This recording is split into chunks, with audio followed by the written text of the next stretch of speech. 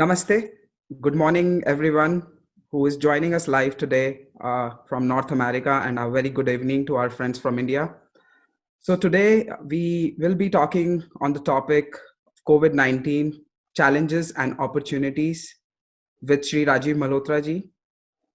This interaction is a Facebook live interaction, and we will be going through different topics. So, I would like you guys to follow this discussion, and during the course of discussion, please put in comments, put in questions, and we will be more than happy to take some of those questions and put it forward to Rajiv ji. So today is a time we all are facing, a tough time where we have the shadow of corona, the challenges, and within these challenges there is also an opportunity to cut through this chaos and look beyond it and try to see what we want to prioritize and how we as humans as well as Indians can catch this wave. Is it really a time for India to accelerate its development in different sectors and be one of the global leaders? We will be talking in detail about these topics with Rajiv ji today. And before we start, I know all of you know Rajiv ji very well. You have been reading his you have been reading his books, listening to his lectures. But I would like to take this opportunity to formally introduce him. Rajiv ji is an author, prolific scholar. He has written many books. He is an entrepreneur and also public intellectual on various topics ranging from cross-cultural encounters, cultural civilizations, spirituality, and science. Rajiv ji did his bachelor's from St. Stephen's College, Delhi University, followed by postgraduate studies in physics and computer science in the United States. At the summit of his career, when he was managing over 20 companies all over the world, he decided to take an early retirement at age of 44. Since then, Rajiv ji has spent a lot of time focusing on various topics, research, and we have been fortunate to have him in this era where we have access to his writing and books like Breaking India, Indra's Net, The Battle for Sanskrit. So Rajiv ji, with this, I welcome you today for the Facebook Live session. It's an honor and pleasure talking to you, and thank you for taking out time for us. Namaste to everybody, and thank you for this, Tushar. So let's get started with the questions. Correct. So, Rajiv ji, just one small story I wanted to share. When we posted flyer about your event on Facebook and social media, I personally was flooded with messages from your followers. And one thing which, when I introspected on this, one thing which I really want to acknowledge, uh, you have created this amazing intellectual force all over the world, which resonate with your name. Over these years, we have been struggling to have that unification feeling among Indians and Hindus, and I feel that you have done an incredible work in that area. So a lot of gratitude from all young community across the world. Thank So you. I would like to ask you, Rajiv ji, like during this COVID situation and the COVID time, how life has changed for you. Being in the epicenter in New Jersey, what is Rajiv Malhotra ji doing these days? Okay, good question. New Jersey is the second highest state in terms of cases in the US. New York is the biggest. New Jersey is way behind. But then the number three states are way behind New Jersey. So New Jersey is very high. It's over 80,000 cases. By the end of April, it'll be over 100,000. That's what they expect. So we're the epicenter also of a lot of people falling ill. Indian people included. There have been deaths due to COVID-19 of Indian people. So people shouldn't think that this is Indian people somehow due to DNA or whatever are not vulnerable, because we are. Now, February 2nd was Super Bowl, and a very dear friend of mine has an annual Super Bowl party, which I love to attend. It's good fun.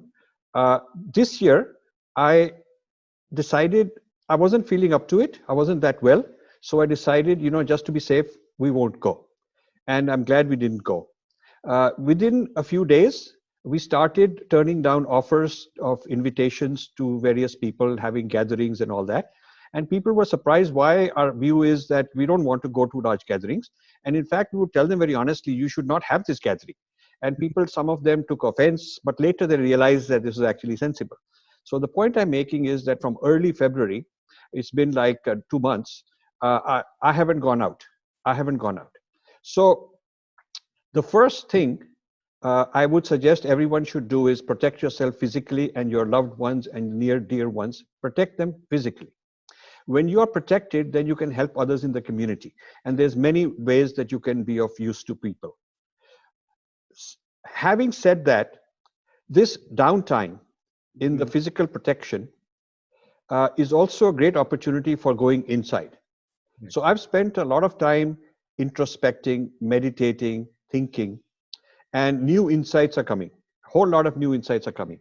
So what I want you to know is that I plan on finishing 4 major, totally new books this year. Some of them I've started long ago, and they were like semi-finished, almost finished, but they were sitting there. And I decided that I'll take this opportunity and get them out of the door.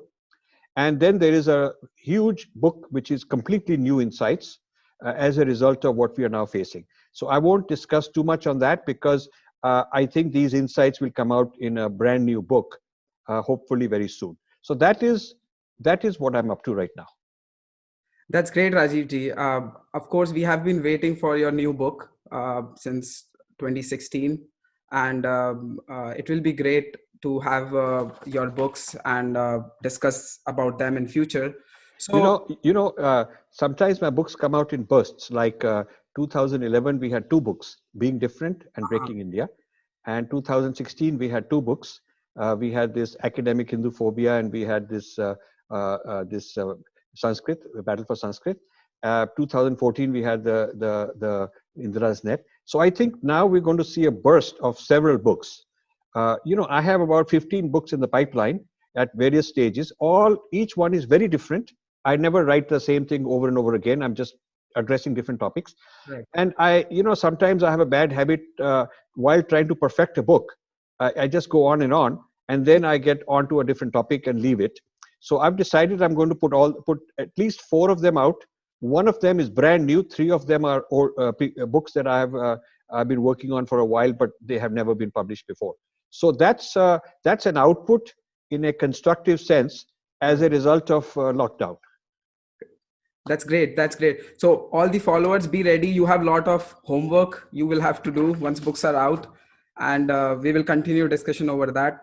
So Rajiv ji, there is like a big question, and entire world is watching it right now, that what is India's situation in this COVID crisis? Like, what do you think about the response of Indian government under leadership of Narendra Modi ji, how he has been handling the situation, and how you assess the numbers right now we have and the curves we are seeing currently coming from India? Good question. Overall, I would give Modi very high marks for leadership, courage, because he's taken a tough stand, and I like that. Now, you must realize, though, that the Holi festival, even though the government did not organize official events, a lot of people did. And actually, the Holi event in March was when the global epidemic was way out of control already, but people didn't know it because people were not testing. The number of deaths were not that many, but actually the number of cases was expanding rapidly. So in a sense, India started late. And India had the advantage of learning from other countries. And having learned from other countries, India took rapid action, which I'm glad they did. Now, one of the things that has helped India is the China exposure is very limited. Chinese businessmen they don't go to villages, they're not in the urban areas. More than half the population of India lives in places where, they've never seen a Chinese. Okay, so the Chinese, even though the total population is large, Chinese, interactions, either Indian businessmen going there, coming back, or Chinese coming, is limited to a few industries and a few metropolitan areas. And while we say we have this very large land border with China, the point is there's no traffic on it. So the length of the border is irrelevant.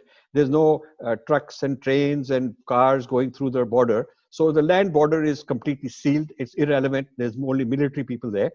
The traffic is through air mainly and ships cargo. So the advantage has been that even though India is a large country, the access, the ability of the virus to enter is through limited means. Now, in the early days, when India was screening, it was only looking for temperature, Correct. and it was looking for people with symptoms. In hindsight, that's not very wise, because there are people without symptoms. Most people who have it are without symptoms. So if that's your method of screening, it's not totally foolproof. But that was better than nothing, you know. It is also possible that the climate will protect. It is possible that Indians have immunity because there are plenty of other viruses, and we have been solving all these viruses, whether it's malaria and all kind of other things. And it's possible that our body has built some immunity and we will not be getting it as badly as others. The numbers in India are low. And I think we should not be too presumptuous that somehow we are protected, for sure, because they're also low. Numbers are low in Africa. All of Africa has, you know, a fraction of the cases of India. All of Africa combined. Nepal has hardly any, few. So if you look at all these countries, you can't say that there is something magical about them or they have great management or something. And even within India, Mumbai has the highest, and the states in Northeast, Meghalaya, Nagaland, they hardly have any. So you can't say that they got better management in Meghalaya and Nagaland than in Mumbai.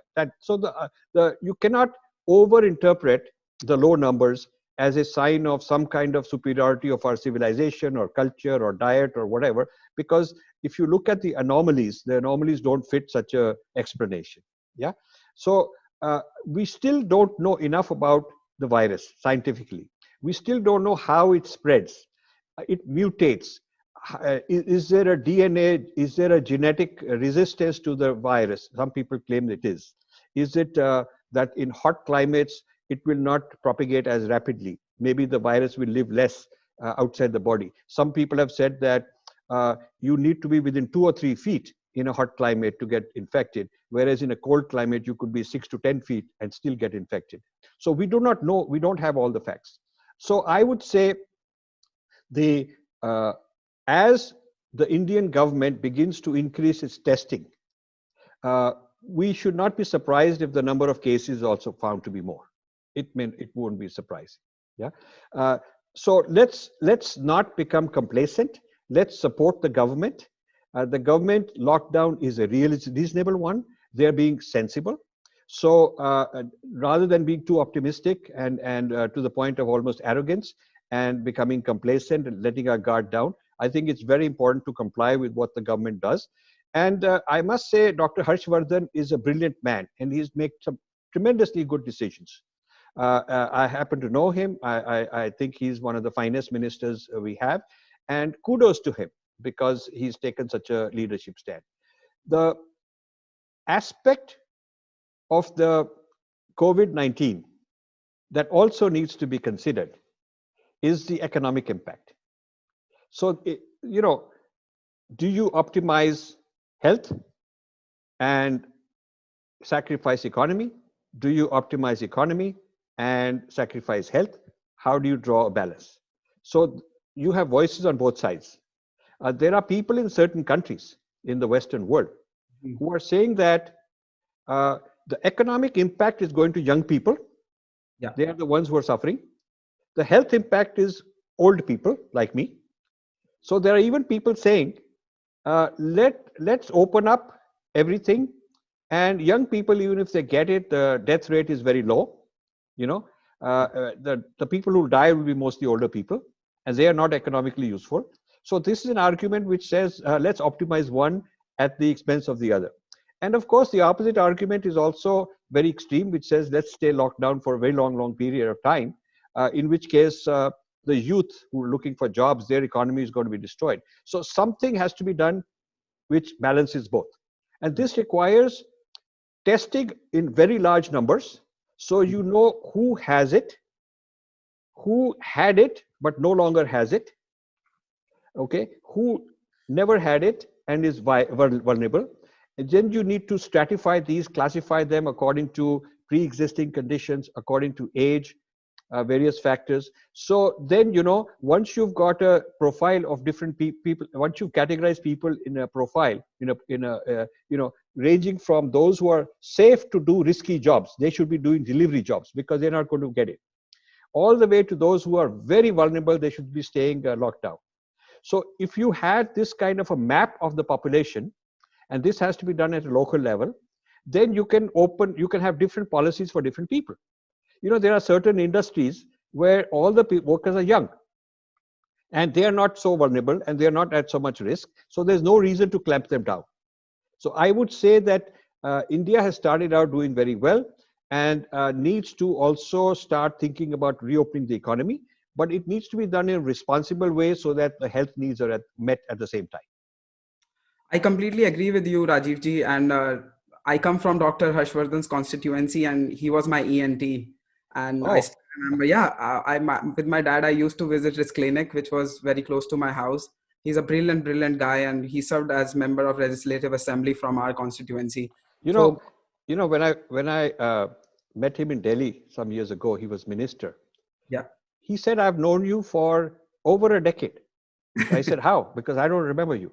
He said, no. You gave a series of talks in Dallas in the temple, and my daughter or one of his children lives there. So I was visiting, and I went through all your lectures, several hours every evening, and I even asked a question.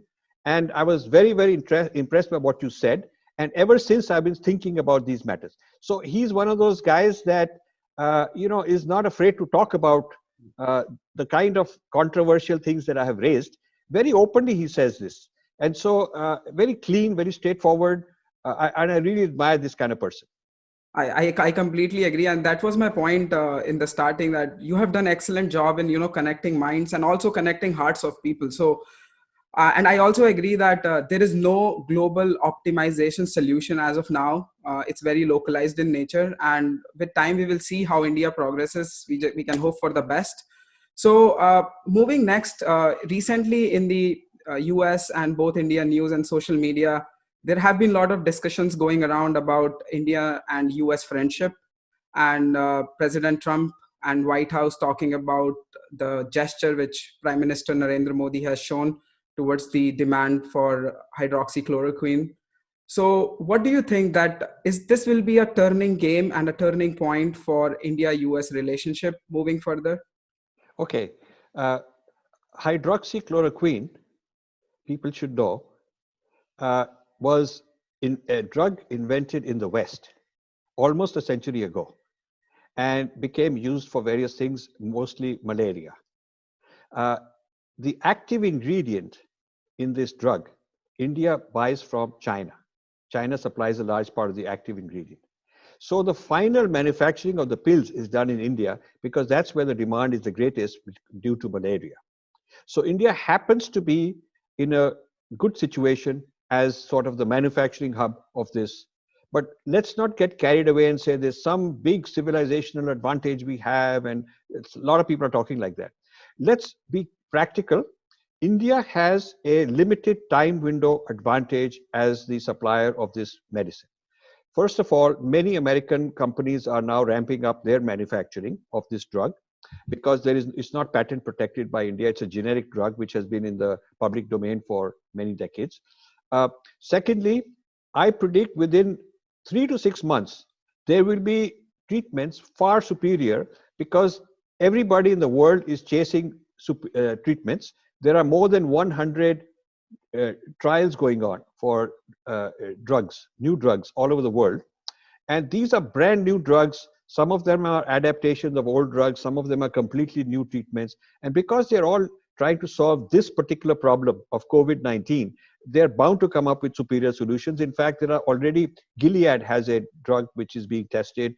And in recent days, they're saying that they're getting really outstanding results. They will know more by the end of April and then even more by the end of May. So my feeling is that this is not some kind of a magic that India owns and nobody else has. And so it's some kind of a, we can overplay it. We must know the advantage we have is a limited time advantage and we should leverage it. So I think Modi, given all this, Modi has done brilliantly. he has used this as a gesture of friendship with certain countries, United States and Israel, and few countries like that. And but there are opposition people who are saying we should not give it to anybody, as if this is some kind of a holy grail that we own, as if we've discovered something, and we should not share it with anybody else. The limited advantage builds trust, because at a time of need, we are seen as somebody who's out there helping them. And this friendship and affinity will build more confidence in India as a reliable country, a responsible country. And at the time when China is in the hot seat, and deserves to be in the hot seat, I'm surprised that there isn't a class action lawsuit against China by some major entity. There are one or two lawsuits in the US, but they are sort of minor so far. I would have thought that a lot of people around the world will get together, and maybe this will happen. It should happen. China should be penalized financially, maybe as much as 1 year's GDP. 1 year's total GDP of China should be set aside in installments over several years in a fund, and some international commission should then decide how to distribute it to those who've been harmed and so on. This would be good, fair compensation for what China has done. I don't believe that China deliberately conspired to create this and destroy other people. I don't think it was a plan. I think it was an accident. But in the Wuhan, the Wuhan Institute of Virology is level 4. Level 4 is the highest level of very dangerous things that you're allowed to do. And it's the only such institution in China. There is no level 4 institution in India, to the best of my knowledge. And only 4 or 5 other countries have level 4 institute. So Wuhan Institute of Virology is a really world-class place where the most dangerous things about viruses are being done. So it's not very far from the wet market. From the wet market, they bring animals, bats included. I have tweeted about papers that Wuhan Institute published on research on coronavirus in bats. They publish these papers. There are newsletters from their own institute, which I have put out on my Twitter. You can go to @RajivMessage on my Twitter account, and if you search, you will find these. So it's not beyond the realm of possibility that accidentally, while doing all these kind of experiments, something leaked out. Because I'm also told when they bring an animal, they do this research and sometimes they give the animal back. And so if they give this animal back, you don't know what is going on.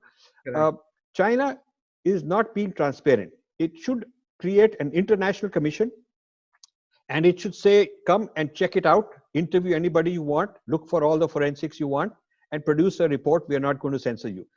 By behaving the way they are behaving, they are raising the suspicion that, in fact, this might be the case.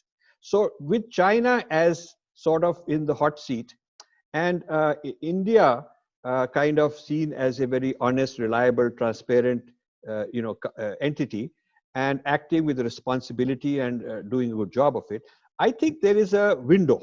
There is a window here for sure. Now, in recent years, at least twice, things have happened concerning China and international trade, and India missed the boat. First was when Japan had a tsunami and the nuclear power plant melted down, and much of Japan was destroyed. The radioactivity was as large as the Hiroshima bomb. It was really like a bomb, nuclear bomb, because the thing melted down. So much of Japan's economy was destroyed, and so much of Japan's industry was destroyed. China benefited because they convinced the Japanese to relocate some of the most sensitive high-tech industries to China.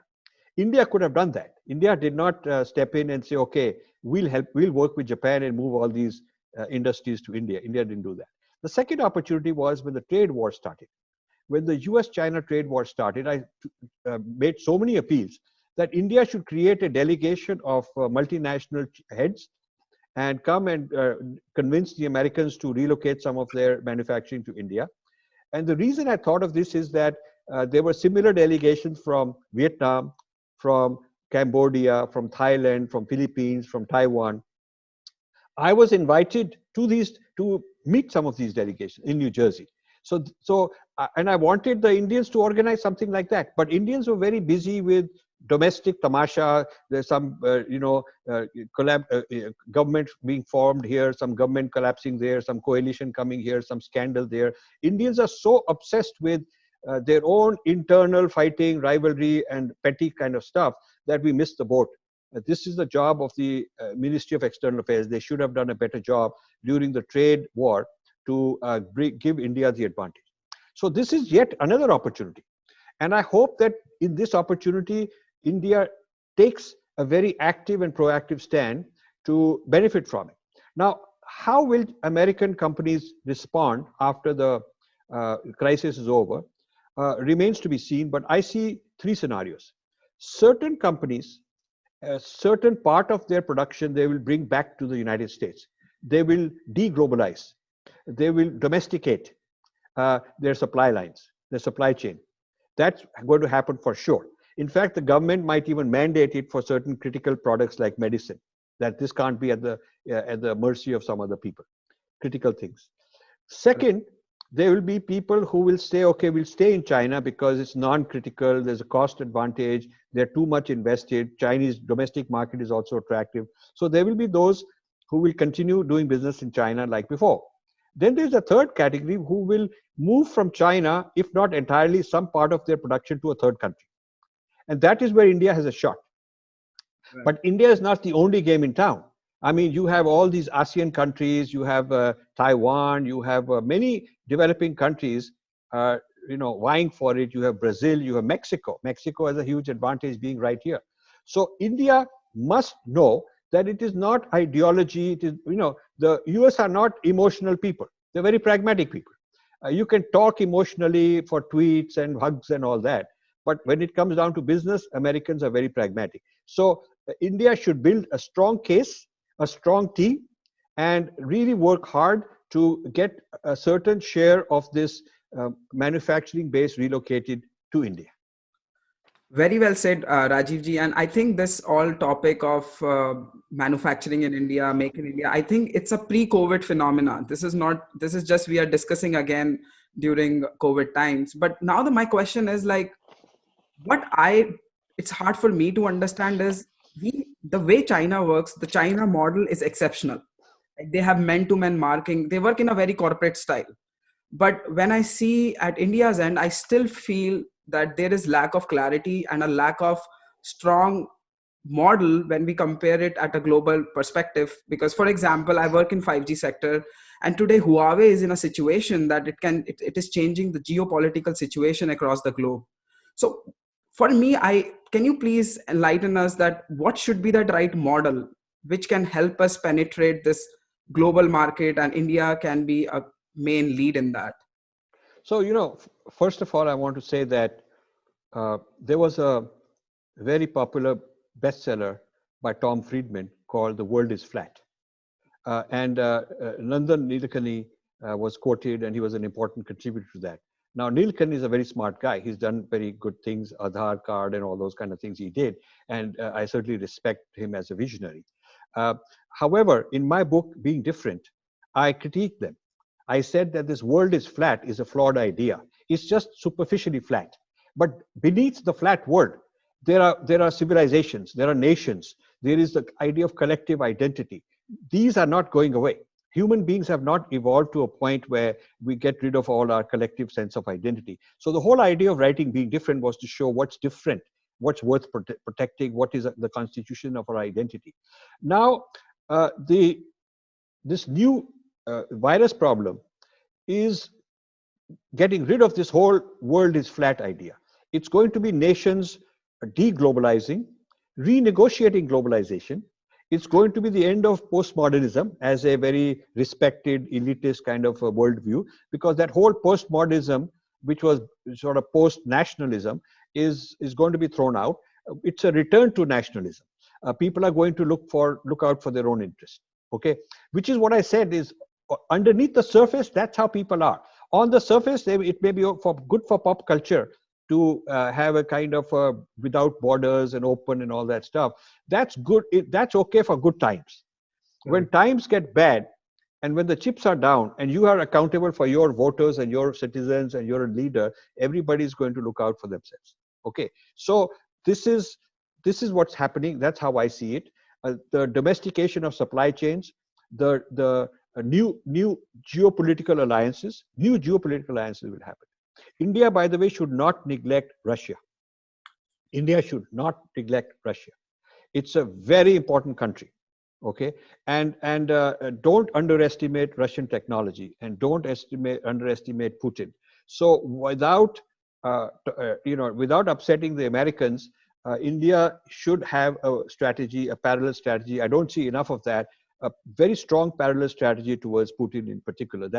Because they've been very reliable allies, while American support depends on the elections and who wins and which way. And there are many lobbies in America. There is the church lobby. The Republicans are also influenced by the church lobby. So, they're using India to offset some Islamic issues and some China issues. But when it comes to India as India itself, I mean, there are also a lot of reservations, a lot of, not very favorable postures towards India. The Democrats are even worse. So India cannot ignore the long friendship with Russia. I mean, that's whatever else that may be going on, we cannot just sort of throw it out. There's so much invested in it, so much trust at various levels invested in it. Now, as far as playing our cards is concerned, how to play our cards geopolitically is your question. The ICCR, which is the Ministry of External Affairs cultural arm, has failed. I mean, they are neither effective as the eyes and ears able to interpret and understand American philosophy, American history, American culture to the Indian thinkers, because they have a very superficial understanding. Okay, they're even confused between British colonialism and American. They don't realize how they're very different. Americans are very different. They have not done the deep learning about the United States, and I'm only talking about United States. Similar things you could figure out whether it applies to other countries. But my expertise is as an American expert on the United States, its history, its philosophy, its culture, its political structure. I feel I've studied this for decades and decades very systematically. And I think the Indian Ministry of External Affairs and ICCR, who are supposed to be the watchdog of all this, have not been able to do a good job at all. There is also poor coordination between the government and Indian industry. One of the success factors in China was a very strong coordination between the People's Liberation Army and Chinese industry. I mean, you go to Tencent and Alibaba and Baidu and hundreds of little small companies that they have spawned. They are very close with the People's Liberation Army and the Chinese government. The government and industry always working very closely together. And the export of students, Chinese students coming to America, is part of an overall strategy, whereas Indian students are coming opportunistically. Indian student comes individually. So you come, somebody comes. There's no global plan saying, okay, we need so many people in 5G, and we need so many people in biotechnology, we need so many people in this, that, and they will come. And when they come, this is what we'll do with them. So China, even the students go under a strategic plan. And there is a career mapping that these guys will go, maybe some percent will not come back. Okay, that's part of the planning. There'll be some attrition rate, some leakage, but enough will come back, and here is how we'll use them. So there's investments waiting for them, jobs waiting for them. So China has done many things in a coordinated way, end-to-end strategic planning, and not jugaad. Our approach has been jugaad, everybody for himself. Each businessman on his own, each student on his own, each politician looking out for what's in it for him, what's the career that he has. IAS officers on their own, they are kind of milking the system, because the elected politicians often don't know enough about the subject matter. And so they're running a ministry, and tomorrow they'll be running a different ministry, and last year they were running some other ministry. They're not subject matter expert. When you talk to a minister, you don't feel that this guy really knows. I mean, he knows how to talk, but beyond that, he doesn't have the depth of knowledge. So they rely on the IS officers, and the IS officers are pretty much running the show. And so it's like a cartel, like a union, if you will. Yeah, a Babu union. That's what the IAS is. So the issues that India has to resolve have to do with the bureaucrats, have to do with the political structure, of instability and constantly worrying about the next election rather than these global issues. We have to worry about the industry, how to bring industry. Industry and academics have to work together. Research, one of the great things in this country, in the United States, is how industry and academics work together. I mean, you are a product of that. You are a product of Princeton University, and you know how many of those professors have grants from various industries. And so that when the academics are working, they and their students are getting the benefit of what the latest challenges are facing the industry. They're not doing some blue sky theoretical textbook knowledge. They're talking very practically in terms of problem solving. So I find that when I hire a fresh graduate from the United States versus I hire a fresh graduate from India, the Indian is far superior in terms of textbook knowledge. The American knows more about what you're talking about as an employer and how to help you out. The Indian needs whole new training on the job before he can do that. So there is a disconnect between academics and industry. And also in the US, because of this collaboration, what happens is when the universities produce graduates, the industry already knows we can go to this place, that place, hire these guys because we already know that they are being trained in a certain way. This symbiosis between industry, academics is fostered by the government.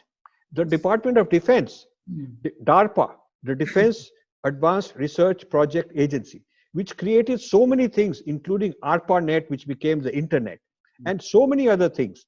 This, the CIA and the defense establishment. I used to work in the private sector, and before that in the academics in the United States, where there were a lot of defense contracts. And they invented lasers. They funded Bell Labs to invent labels. They had fiber optics. One of the colleagues in ITT, whose office was next to mine, he got the Nobel Prize for fiber optics. Chinese guy, yeah, one of the inventors. And this is a private company working under defense contract. Night goggles, speech recognition. So many things we take for granted today as major parts of the American industry and economy started as defense contracts.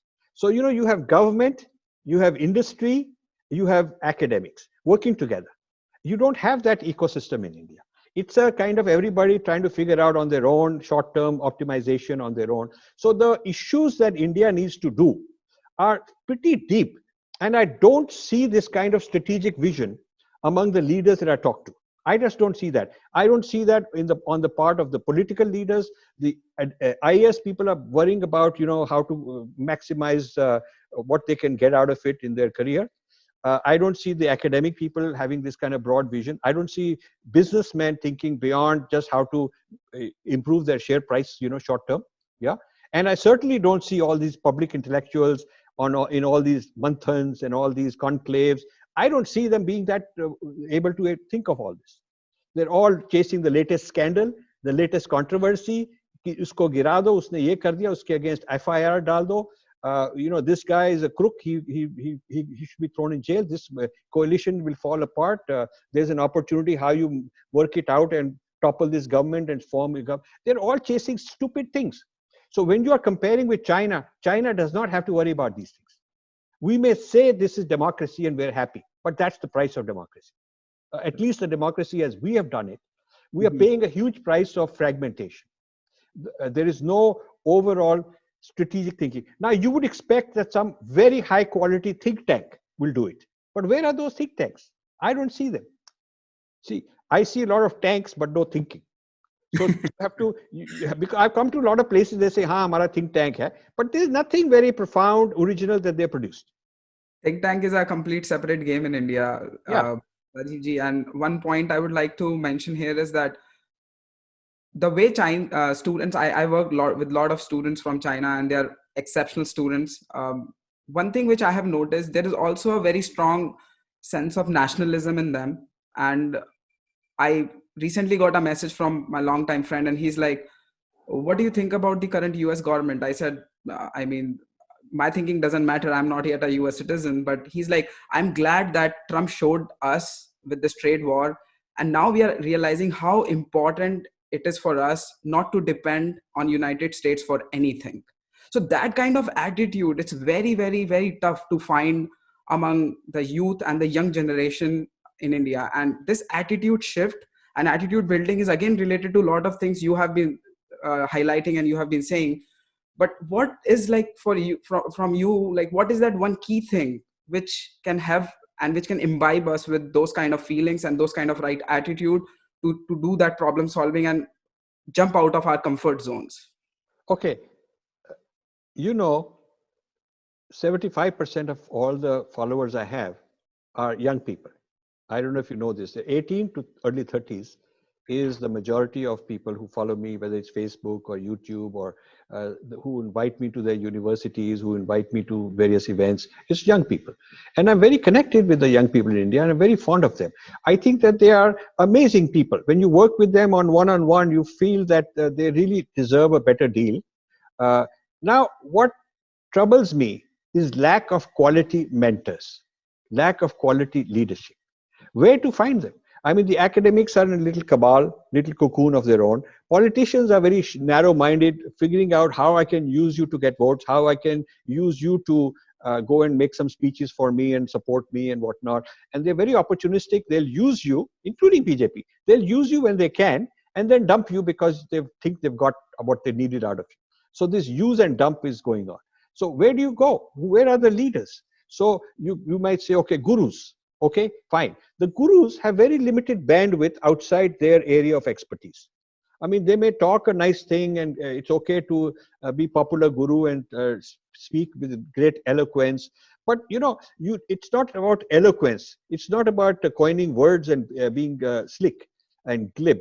It's about deeply developing strategic plans which are very robust, and which have a quantitative element, which are business plans where the levels of investment, responsibilities, milestones, who will do what, how you'll monitor it, like a corporate CEO. It's like a CEO job. Gurus have not got experience as CEO, and they certainly don't have experience in Western culture to understand, to be able to do purva paksha of the other side.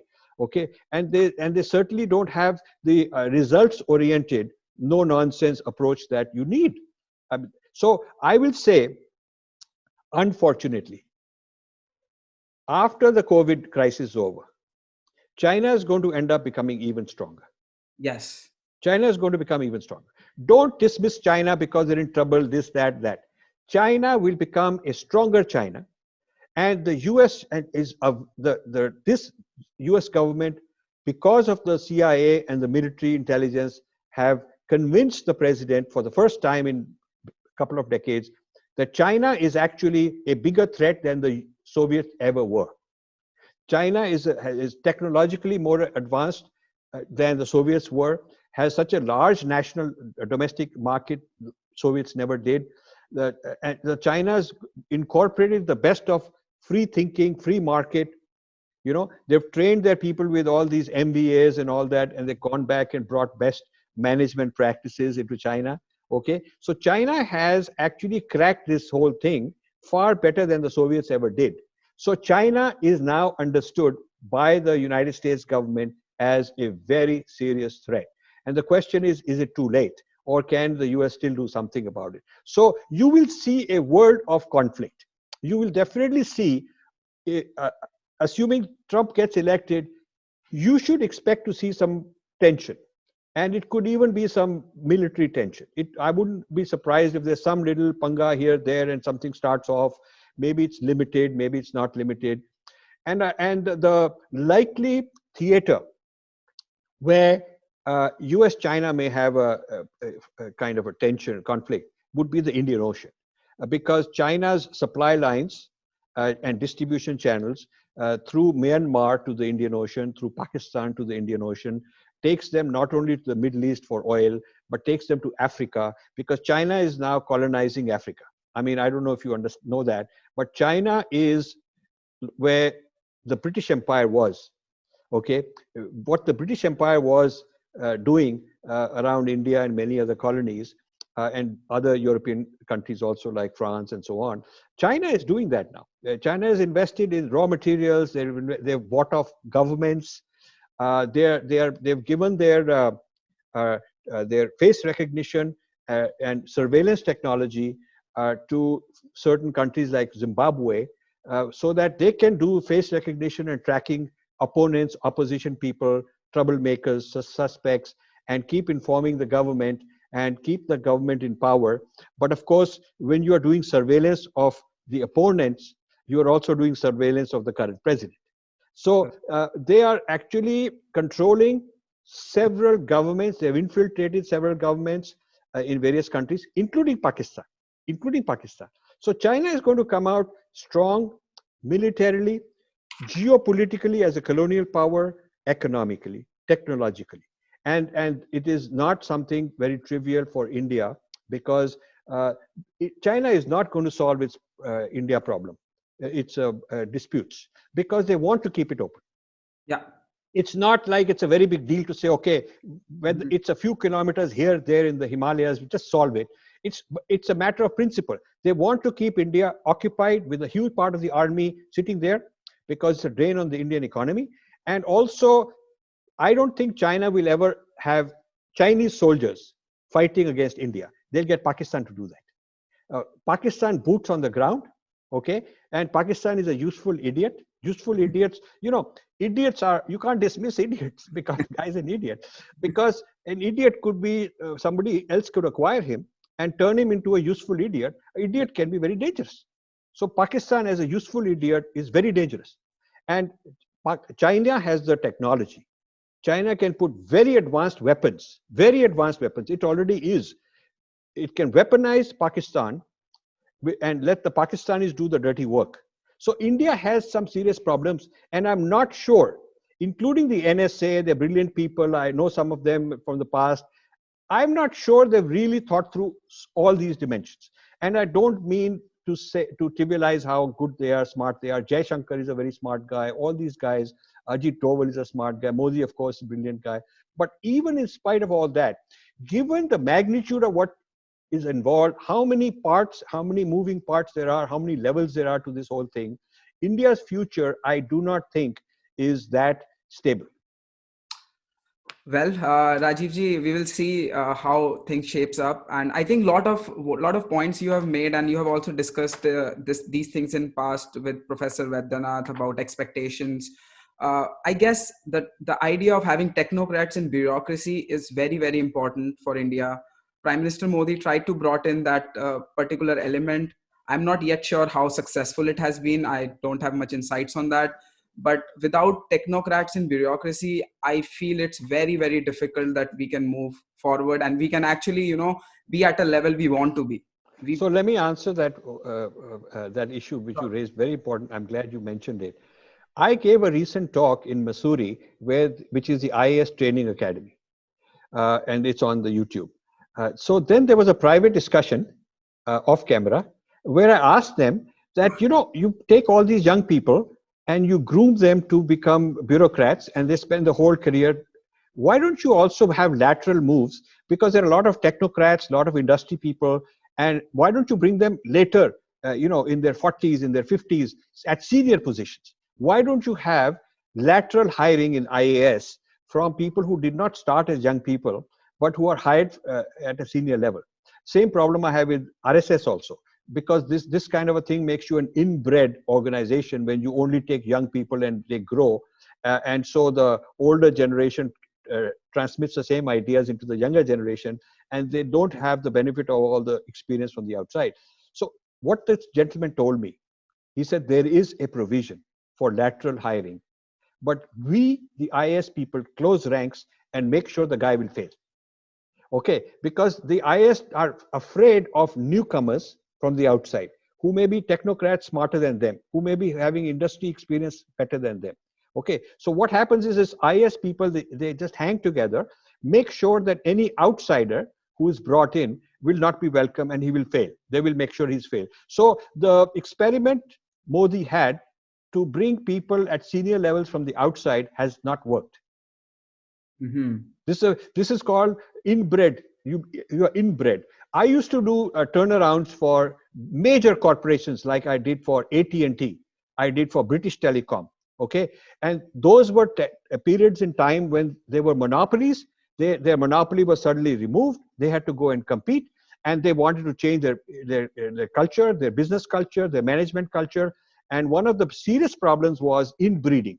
All their top people had joined as young men, young women, and worked their way up, and they had not brought people from the outside. So the toughest challenge for a person like me as a strategic planning consultant was to convince them that at least 30 to 50% of all senior appointments should be made from outside. Correct. So for every one guy you promote from within, try to have one guy from the outside also. And I gave the same advice to RSS. They're not willing to listen either. I mean, they feel that, okay, if somebody from the outside wants to come, he should join with a shakha like anybody else. And after a long time, he will advance. So this business of advancing from within keeps a purity, coherence, and all that, but it does not give you the ability to think out of the box. And correct. That's the problem India has, being able to think out of the box.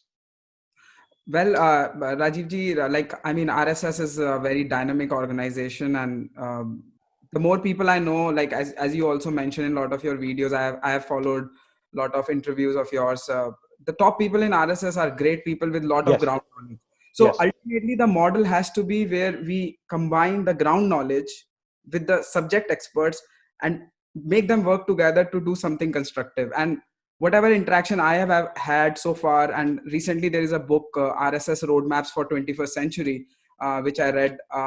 I feel like every organization goes with the change with time, and with more young generation coming in, things will change. But I completely agree with you that the model of technocrats, as well as people who know the ground knowledge, that is also important, because we have people like Raghuram Rajan who were subject experts. They came to India, they ran the show, and like what happened, and you have critiqued and other people have critiqued about it. So there has to be a good balance between both, which according to me is very hard. Again, it's an optimization problem.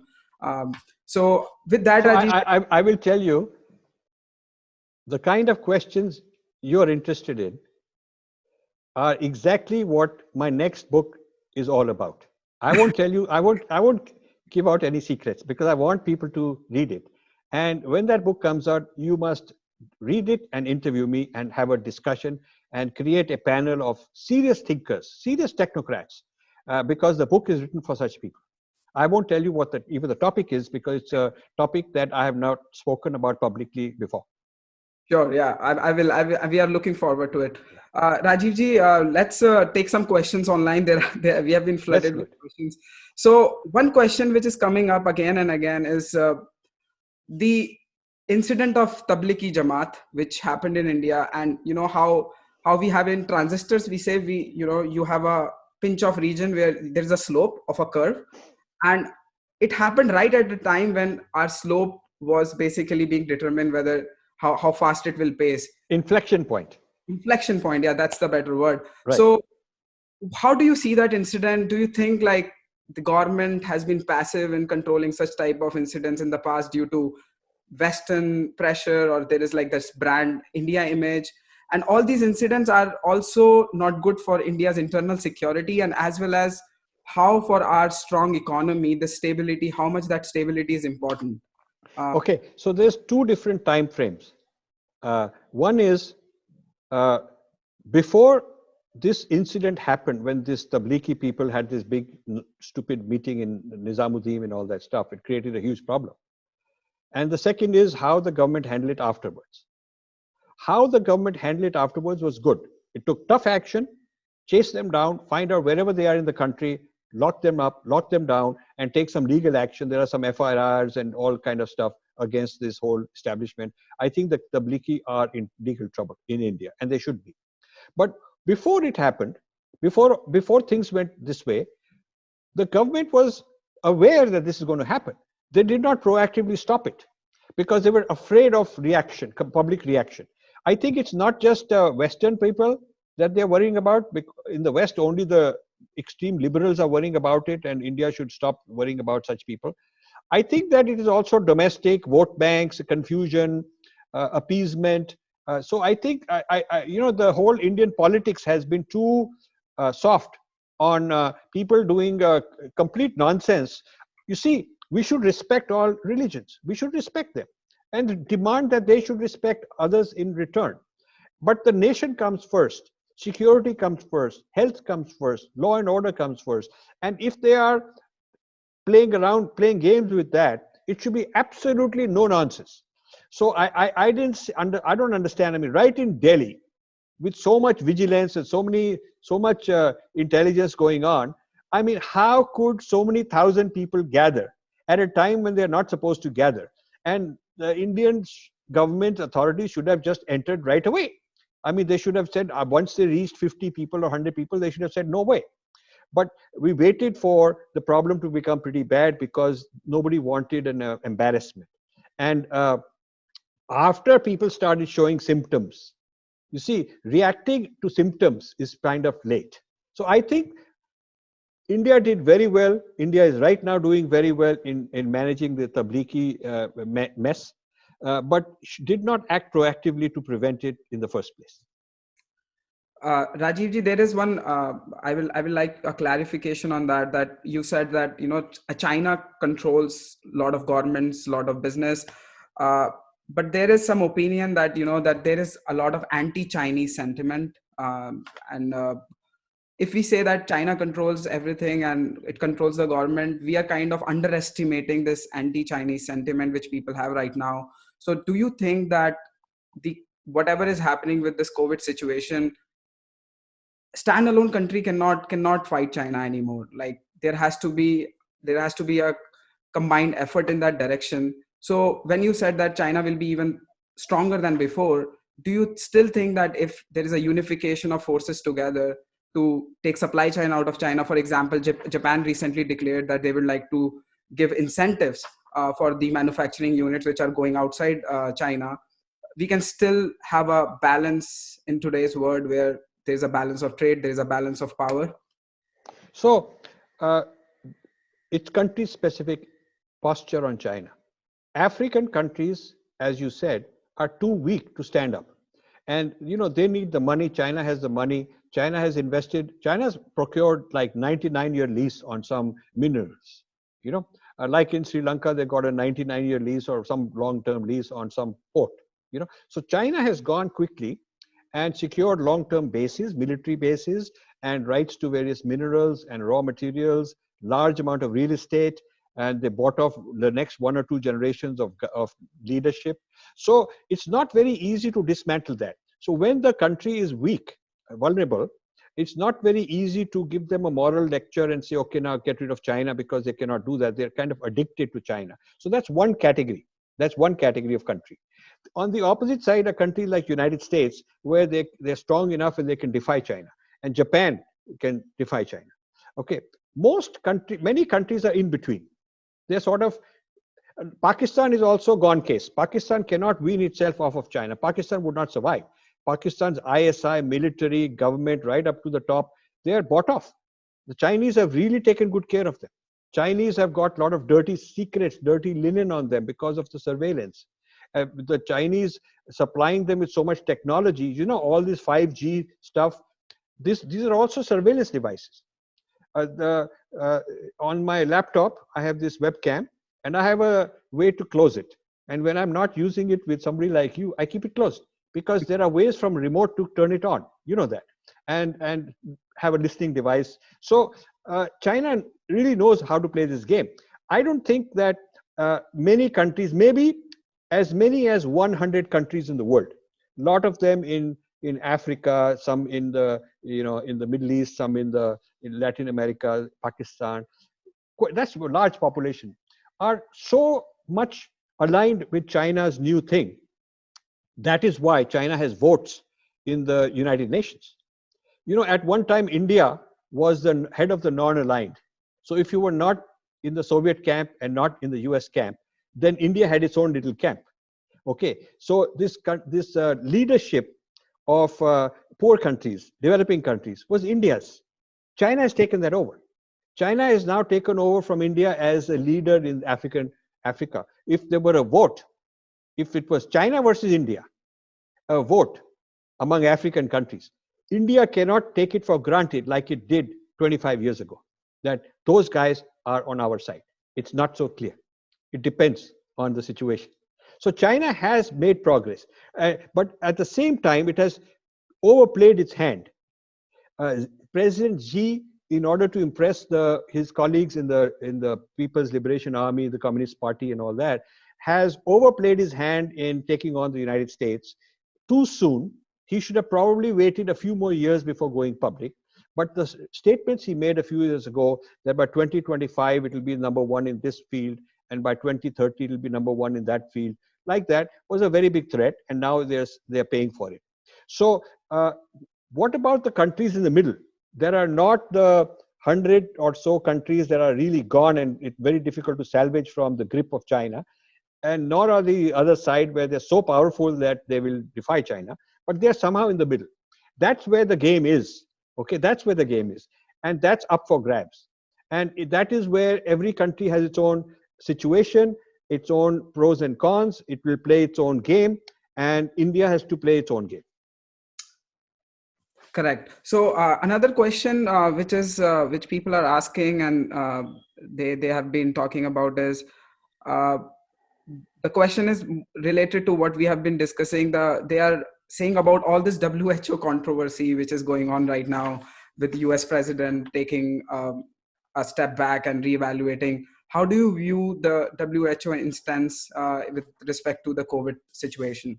So WHO is an example of what I just said, that in these multilateral organizations, China is getting a very strong amount of power because they have votes. The WHO has so many member countries that have a voice, and a lot of them are very poor countries, and China can determine that, okay, the head of the WTO will be a certain person that is friendly to them. So they put this guy in, and this guy is very loyal. The head is very loyal to China. So it works for them. You know, they're providing good PR and cover for China. WHO, if it were really neutral and honest, would be demanding that China has to give access to an international investigative medical team to come and investigate every little detail, because what has happened now has not happened for 100 years. And so this is far too much to just say, okay, we'll take your word for it. Okay. I think the fact that WHO dare not say that, it shows how much clout China has. Correct. So we have been live for over an hour, and people are saying people love you so much that the viewers are increasing as the time goes on. So I think to summarize, we have. Okay, here's what I will say. I'm at home. I can do this every weekend. Okay? I mean, maybe you or maybe different people can take turns as moderator. So I'm saying this to all the viewers. If you want to have such a live discussion, send an email. I'll pass it on to my team, and they'll work with you to work out the technical details. I have no problem in having this kind of a conversation on a regular basis. And so, Tushar, I want to thank you because I think you're very sharp, very no nonsense. I like those kind of people, and I like people who ask a straight question without sort of making it too fuzzy, you know. And you have a directness about you which I admire. Thank you, Rajiv ji. And you gave me a task. You remember when we met last year at your house, that we have been working on creating this global, like-minded people who are intellectuals, who have done their research, PhDs, postdoctorates, and from top schools. And I must say that, you know, there is a void which we feel and we need to fill in, and people like you are inspiration for that. And with that, I think let's continue this series, and we can have other people, other fields experts, and have live interaction. And I think today's session was really amazing, and I love talking to you, and thank you so much. And with that, I will also like to thank all our viewers, all the people who joined us for this Facebook Live from India, because it's late night in India now. It's around 9 p.m. So thank you guys. Stay tuned. Follow Rajiv ji's official page, Rajiv Malhotra on Facebook. Rajiv Message at Rajiv Message is Twitter. On Correct. YouTube, it is at rajivmalhotra.official. Same on Facebook at rajivmalhotra.official. Those who want to become part of a satsang, we have a Google group. You can go to rajivmalhotra.com and say contact and send a message saying please include me in your Google group, and somebody will add you to the Google group. We have a few thousand people and they're having conversations all the time. I want to basically close by asking everybody, stay safe, be careful. It's better to be more careful. Take this opportunity to manage your mind, manage your inner being, adhyatmic self. Do some meditation, read a lot. So this is a time for self-improvement. And don't be in a hurry to get out and get into the rat race too fast. Thank you very much. Namaste to all of you. Namaste. Thank you for watching. You can subscribe here and also hit the bell icon to make sure you get notified. To donate, please click this button.